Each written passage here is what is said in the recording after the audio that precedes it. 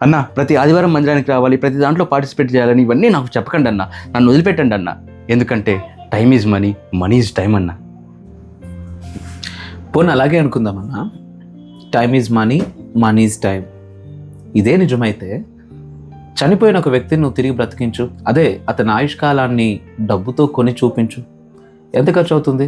10 లక్షల, 10 కోట్ల వెచ్చించి ఒక క్షణకాలపు ఆయుష్ నేను కొనగలుగుతామా? సరే, పోయే ప్రాణాన్ని ఆపగలుగుతామా?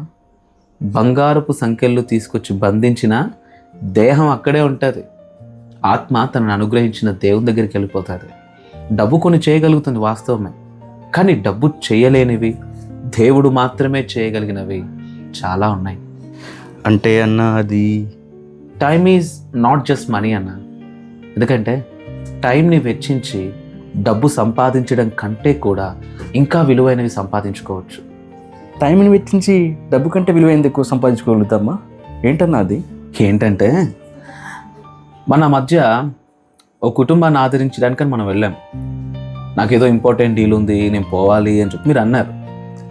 అప్పుడు నేను లేదన్నా మీరు ఖచ్చితంగా రావాల్సిందే అని బలవంత పెట్టాను.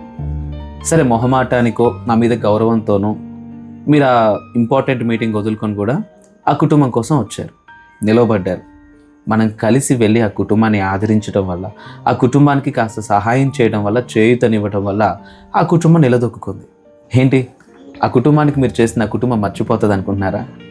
రేపొద్దున ఏదో ఒక దినాన మీ జీవితంలో ఏదైనా ఇబ్బంది జరిగినప్పుడు మీలాంటి వ్యక్తి ఉంటే ఇంకా 10 కుటుంబాలు కట్టబడతాయని ఆ కుటుంబం మీకోసం కన్నీరు విడుస్తుందన్న. సరే, ఆ కుటుంబం నమ్మకంగా ఉంటుందా లేదా పక్కన పెట్టండి.